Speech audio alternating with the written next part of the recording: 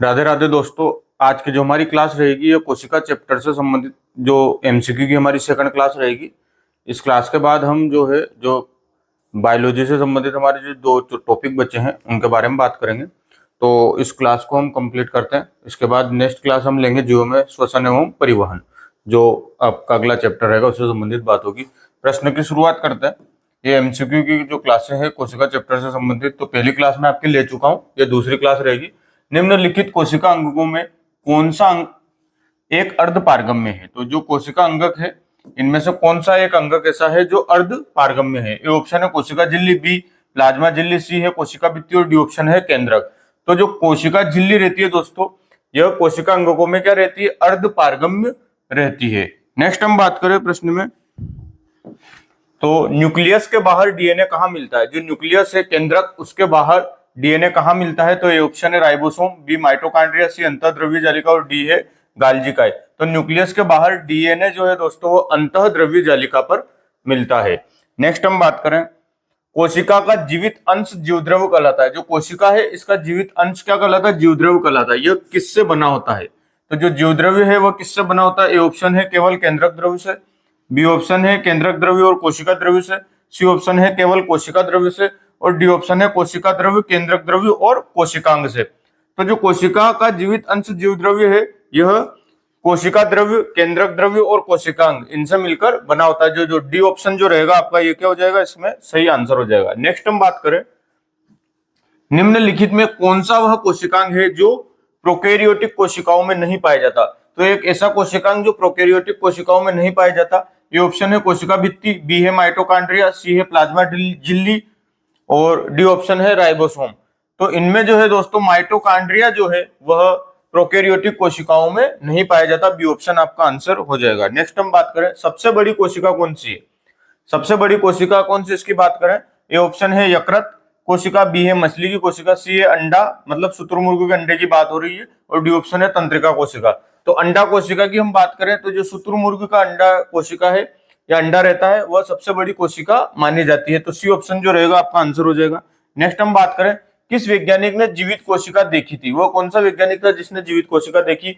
ए option है Schleiden, B है स्वान, सी है ल्यूवेनहाक और डी है रॉबर्ट हुक। तो जो ल्यूवेनहाक है इन्होंने सबसे पहले क्या करा? जीवित कोशिका को देखा था। नेक्स्ट हम बात करें, बहुकोशिकीय जीवों में कोशिकाएं कैसी होती है? जो बहुकोशिकीय जीव रहते हैं उनमें कोशिकाएं किस प्रकार की होती है?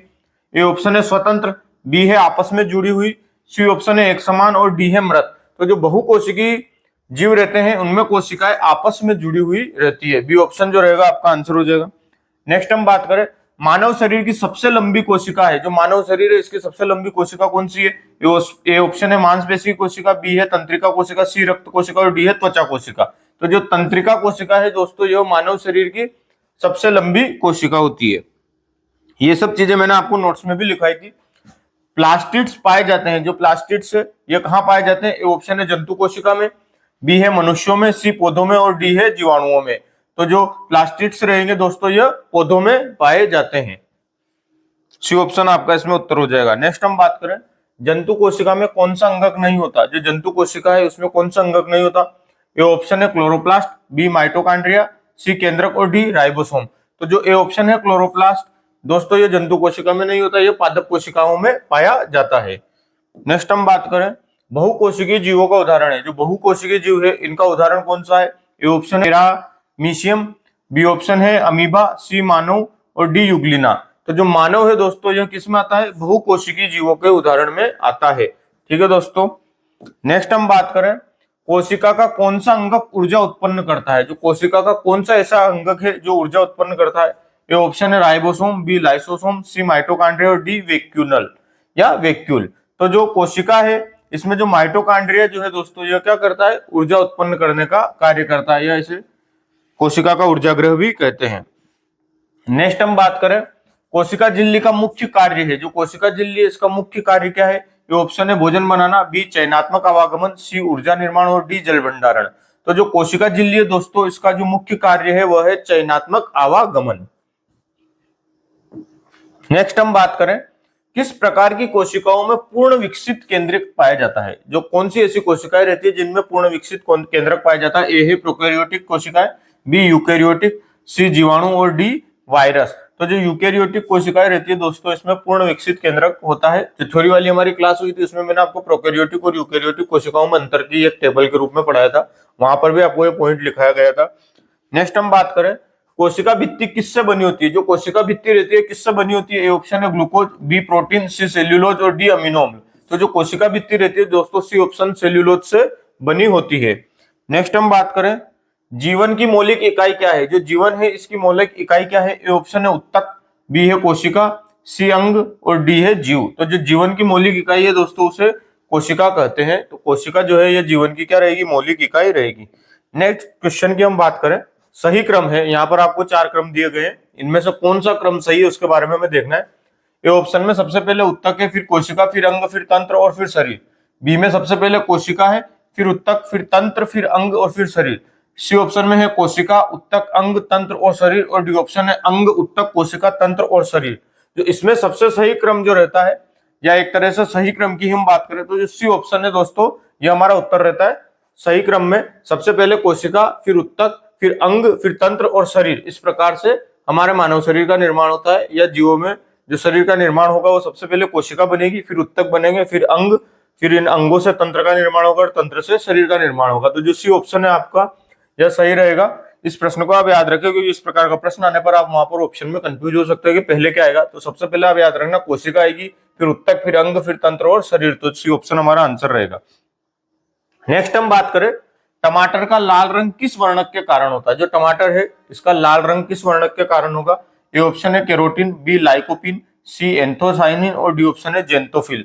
तो जो टमाटर है इसका लाल रंग जो है दोस्तों वो लाइकोपिन के कारण होता है। कैरोटीन है यह गाजर में पाया जाता है, यह वर्णक गाजर का रहेगा। एंथोसाइनिन की बात करें तो यह सेब में पाया जाएगा, और जेंटोफिल की बात करें तो यह हल्दी में पाया जाता है। और लाइकोपिन जो भी आपका उत्तर है ये किस में पाया जाएगा? टमाटर में पाया जाएगा। तो ये वर्णक इनों में मिलते हैं या इनमें पाए जाते हैं। नेक्स्ट हम बात करें आनुवांशिक सूचनाओं का हस्तांतरण करता है। जो आनुवांशिक सूचना है इनका हस्तांतरण कौन करता है? ए ऑप्शन है आरएनए, बी है डीएनए, सी ऑप्शन है दोनों और डी ऑप्शन है इनमें से कोई नहीं। तो जो आनुवांशिक सूचना है इनका हस्तांतरण दोस्तों डीएनए करता है, और जो आरएनए ये क्या करता है? यह प्रोटीन संश्लेषण का कार्य करता है, प्रोटीन संश्लेषण। तो आरएनए तो जो रहेगा वो प्रोटीन संश्लेषण का कार्य करेगा, और जो डीएनए है यह क्या करता है? आनुवांशिक सूचनाओं का हस्तांतरण करता है। नेक्स्ट हम बात करें प्रोकैरियोटिक कोशिका का उदाहरण है। जो प्रोकैरियोटिक कोशिकाएं रहती है उसका उदाहरण है। ए ऑप्शन है अमीबा, बी पैरामीशियम, सी जीवाणु और डी शैवाल। तो जो जीवाणु है दोस्तों यह प्रोकैरियोटिक कोशिका का क्या है? उदाहरण है। नेक्स्ट हम बात करें कोशिका की सबसे महत्वपूर्ण संरचना कौन सी होती है। जो कोशिका है इसकी सबसे महत्वपूर्ण संरचना कौन सी होगी? ए ऑप्शन है केंद्रक, बी साइकोप्लाज्म, डी माइटोकॉन्ड्रिया और डी क्लोरोप्लास्ट। तो जो कोशिका की सबसे महत्वपूर्ण संरचना रहती है दोस्तों वो रहती है ए ऑप्शन केंद्रक, जो है वो कोशिका की सबसे महत्वपूर्ण संरचना रहेगी। नेक्स्ट हम बात करें केंद्रक के अंदर कौन सा तरल होता है। जो केंद्रक रहता है उसके अंदर कौन सा तरल भरा रहता है? ए ऑप्शन है cytoplasm, B nucleolus, C option है न्यूक्लियोप्लाज्म और डी ऑप्शन है जल। जो केंद्रक है इसके अंदर न्यूक्लियोप्लाज्म भरा रहता है। जो सी ऑप्शन रहेगा ये आपका आंसर हो जाएगा। नेक्स्ट हम बात करें न्यूक्लियस मतलब केंद्रक में कौन मौजूद होता है या क्या मौजूद होता है। तो केंद्रक के अंदर ए ऑप्शन है डीएनए, बी आरएनए, सी क्रोमोसोम और डी है उपरोक्त सभी। तो जो केंद्रक है इसमें ये सभी पाए जाते हैं। केंद्रक में डीएनए भी पाया जाता है, आरएनए भी पाया जाता है और क्रोमोसोम भी पाए जाते हैं। तो ये जो इसका डी ऑप्शन जो रहेगा वो क्या हो जाएगा? आंसर हो जाएगा। नेक्स्ट हम बात करें किस अंगक को शुद्धिकरण ग्रह कहा जाता है। वह कौन सा अंगक है जिसे शुद्धिकरण ग्रह कहा जाता है? ए ऑप्शन है वैक्यूल, बी है लाइसोसोम, सी माइटोकॉन्ड्रिया और डी है राइबोसोम। तो जो लाइसोसोम है यह शुद्धिकरण ग्रह कहला जाता है या कहलाता है। यह किस कारण? क्योंकि टूटी फूटी जो कोशिकाएं रहती है उन सबका पाचन लाइसोसोम के द्वारा होता है, इसलिए से कोशिका का या अंगक को शुद्धिकरण के लिए कौन सा अंगक काम में लिया जाएगा? तो लाइसोसोम उसमें काम में लिया जाता है कोशिका के शुद्धिकरण के लिए।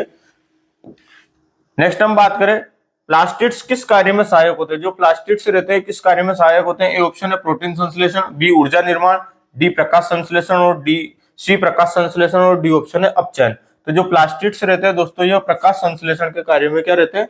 सहायक होते हैं। नेक्स्ट हम बात करें कोशिका में किस अंगक की संख्या सबसे अधिक हो सकती है या कोशिका में किस अंगक की संख्या सबसे अधिक होती है। तो हम बात करें तो ए ऑप्शन है माइटोकॉन्ड्रिया, बी क्लोरोप्लास्ट, सी राइबोसोम और डी है वैक्यूल। तो जो सबसे ज्यादा है कोशिका में अंगक की संख्या में हम बात करें तो राइबोसोम सबसे ज्यादा पाया जाता है। नेक्स्ट हम बात करें कोशिका झिल्ली के भीतर कौन सी प्रणाली होती है। जो कोशिका झिल्ली रहती है उसके अंदर कौन सी प्रणाली कार्य करती है। ए ऑप्शन है राइबोसोम, बी ऑप्शन है एंडोप्लाज्मिक रेटिकुलम, सी ऑप्शन है क्लोरोप्लास्ट और डी ऑप्शन है वैक्यूल। तो जो कोशिका झिल्ली रहती है इसके अंदर एंडोप्लाज्मिक रेटिकुलम प्रणाली कार्य करती है। तो बी ऑप्शन आपका इसमें आंसर हो जाएगा। नेक्स्ट हम बात करें निम्नलिखित में से किसमें केंद्रक नहीं होता।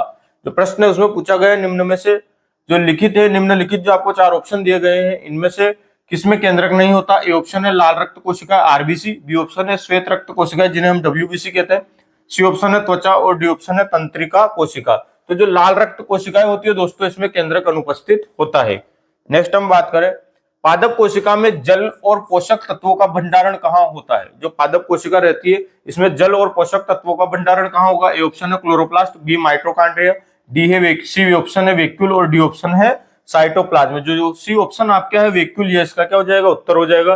जो वैक्यूल रहता है पादप कोशिका में उसमें जल और पोषक तत्वों का क्या होता है भंडारण होता है। नेक्स्ट हम बात करें कोशिका का जीवन काल किस पर निर्भर करता है। जो कोई कोशिका है उसका जीवन काल किस पर निर्भर करता है। ए ऑप्शन है कोशिका झिल्ली पर, बी ऑप्शन है आनुवांशिक पदार्थ पर, सी ऑप्शन है वातावरण पर और डी ऑप्शन है आकार पर। तो जो कोशिका का जीवन काल है दोस्तों ये आनुवांशिक पदार्थ पर निर्भर करता है। ठीक है दोस्तों, आज की क्लास को यही खत्म करते हैं। अब जो हमारी नेक्स्ट क्लास रहेगी वो जीवों में श्वसन एवं परिवहन से संबंधित रहेगी, वो थ्योरेटिकल क्लासे रहेगी। फिर उसकी थ्योरी की क्लासे लेने के बाद हम उससे संबंधित एमसीक्यू की क्लासे लेंगे। ठीक है दोस्तों, धन्यवाद।